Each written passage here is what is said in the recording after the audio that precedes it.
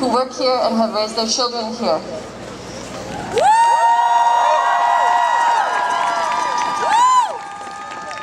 Nosotras que hemos recibido trabajo y criado a nuestros hijos aquí, nosotras participamos en la vida social y comunitaria de Montreal.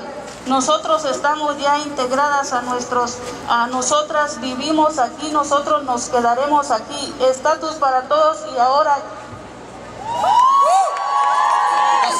Gracias. Status for all. Merci beaucoup. Et maintenant, j'aimerais vous introduire Émilie Nicolas de Québec Inclusif. Bonjour tout le monde, ça va bien? Oui! Vous êtes toujours là? Le rassemblement s'achève. Donald Trump en est à sa deuxième journée comme président des États-Unis. Oui, vous avez raison. Son administration a déjà pris des actions pour fragiliser la lutte au changement climatique, les droits LGBTQ, le droit des femmes, l'accès à la santé du peuple américain. Dans ce contexte-là, il serait très tentant de se regarder autour de soi, ici, rassemblés dans la solidarité, et de se trouver donc chanceuse d'être ici au Canada à l'abri des tensions. Pourtant, les leçons qu'on voudrait amener des États-Unis ne sont pas nécessairement celles auxquelles on pense. Permettez-moi de vous rappeler des mots d'une personne qu'on a l'habitude de citer à tort et à travers à chaque fin du mois de janvier, Martin Luther King.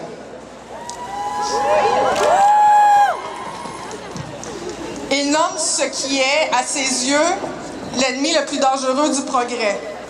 Et vous l'aurez deviné, ce n'est pas le type de Donald Trump.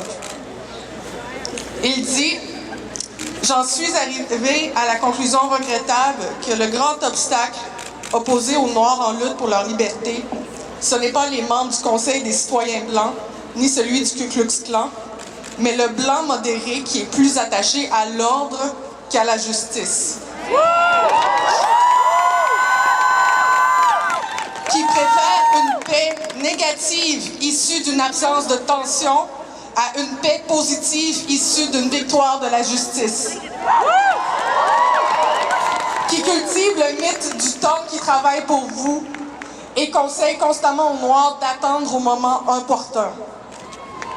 La compréhension superficielle des gens de bonne volonté est plus frustrante que l'incompréhension totale des gens mal intentionnés. Une acceptation tiède est plus irritante qu'un refus pur et simple. Ce sont les mots de Martin Luther King, mais je pense que vous pouvez reconnaître là-dedans un portrait de premiers ministres comme Philippe Couillard ou Justin Trudeau. Cette modération, cette acceptation tiède des gens de bonne volonté qui l'exaspérait tant ne domine peut-être nulle part ailleurs, autant en Occident qu'au Canada. Après tout, nous avons comme principe fondateur que dans la Constitution de 1867, paix, ordre et bon gouvernement. Et cette sagesse populaire qu'ont les Québécois, on le sait tous, c'est de ne pas aimer la chicane. Et donc, souvent, on pense qu'il est plus important de minimiser tout risque de chicane que de s'attaquer au front, au sexisme et au racisme systémique. Soulagés de l'apparence qui nous entoure, de l'apparence de paix qui nous entoure, on relâche le travail de la paix véritable. Satisfaite de nos privilèges, on oublie les sacrifier à la marge. Contente d'éviter le pire, on oublie d'aspirer à mieux. Si bien que lorsque l'on pointe du doigt les inégalités qui traversent notre société, on rencontre trop souvent de la surprise, du déni, du malaise, de la peur. En ce jour 2 de l'ère de Trump, je nous souhaite de nous satisfaire dorénavant de rien de moins que d'une paix positive issue d'une victoire de la justice. Pour les femmes, pour les minorités, pour tout le monde. Engageons-nous à faire vivre ces valeurs, ces aspirations dans notre travail, notre famille, nos communautés. Combattons la haine explicite dans toute sa laideur, mais aussi et peut-être surtout le sexisme et le racisme qui ne dit pas son nom. Soyons à l'écoute des vérités qui font mal, comme de celles qui soulagent. Et l'élection de Trump aura au moins permis l'émergence d'alternatives et l'éveil des consciences dont on avait besoin pour avancer véritablement. Bonne résistance tout le monde! Merci beaucoup, Émilie. Alors, nous avons démarré ce rassemblement avec une cérémonie avec les Mohawks, avec le peuple Mohawk, et nous aimerions conclure ce rassemblement à nouveau, cette fois-ci, avec Mme Viviane Michel et Maïté Labrec-Saganache de la Fédération des femmes autochtones du Québec.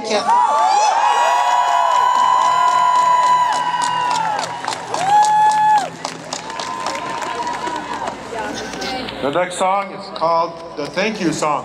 It's a North American traditional song. Le prochain chant, c'est un chant traditionnel d'Amérique du Nord. Ça s'appelle le chant de remerciement. El próximo canto es un canto tradicional del norte y lo vamos a cantar. Es una canción para darles las gracias a todos.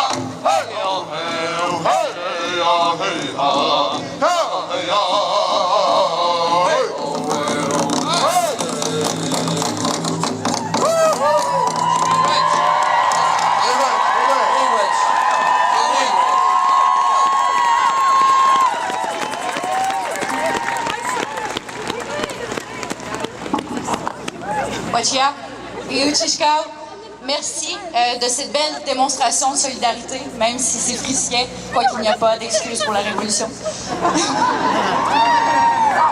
Mon nom est Maïté Labrec-Saganache, je suis Liu, de ce que vous appelez Bay James, moi je l'appelle Liushchi.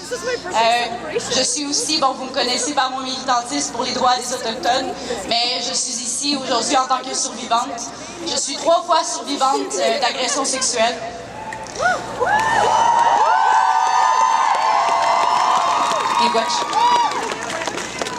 Mais mon histoire, bon, c'est une histoire parmi tant d'autres parce qu'au Canada, les femmes autochtones sont 3,5 fois plus à risque de se faire violer ou assassiner que n'importe qui d'autre au pays. En fait, j'ai de la misère à trouver les mots. Si je suis en paix maintenant avec le fait d'être une femme, je le dois beaucoup à ces femmes qui sont derrière moi, des Olivia, des Mélissa, des Viviane. Puis en fait, si je n'avais pas eu ces services-là culturellement adaptés pour les Autochtones, je pense que je n'aurais pas survécu. J'en ai assez. J'en ai assez de la violence qu'on fait envers les femmes autochtones. J'en ai assez que les jeunes de ma communauté se jettent en bas du pont. J'en ai assez que oui, ce sont des enfants. Oui, ce sont des enfants, des adolescents qui se suicident dans nos communautés à chaque année à cause de la violence. En fait, merci d'être là aujourd'hui. Puis merci, en tant que survivante, en tant que femme, même si le gouvernement, même si le patriarcat, même si la société m'ont appris à être dégoûtée de mon corps, à être dégoûtée du fait d'être une femme, ma guérison, je le dois aussi aux femmes de ma communauté, Nigawi, ma mère, Gokum, les aînés de ma communauté, et Gokum de toutes les communautés qui m'ont supporté à travers ma guérison. Je leur lève mon chapeau aujourd'hui. Je les remercie du fond du cœur. Maintenant, je serai très brève. Je serai très brève parce que je commence un petit peu à avoir froid, je vous avouerai. Mais je vais laisser la parole à Viviane. Viviane qui est présidente de Femmes autochtones du Québec. Et Viviane qui est aussi une bonne amie à moi. Puis Viviane qui pendant ma guérison aussi, m'a beaucoup aidée. Viviane.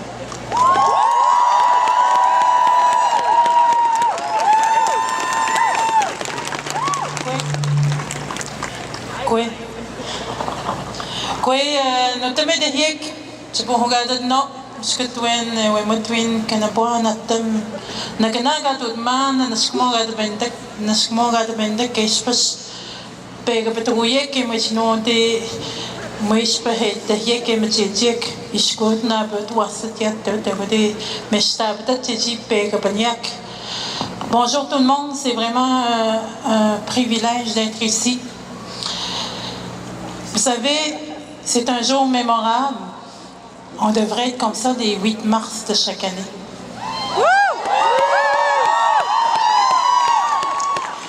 C'est une journée avant tout pour les femmes. C'est une journée d'alerte. C'est une journée où est-ce qu'on doit réagir. C'est une journée où est-ce qu'on doit s'unir aussi à différentes luttes que l'on mène. On s'est battu pour nos droits. On s'est battu pour notre existence en tant que femmes. Les discriminations qu'on a vécues, les formes raciales, le racisme en général, sous toutes ses formes. On s'est battu et on va continuer de se battre encore.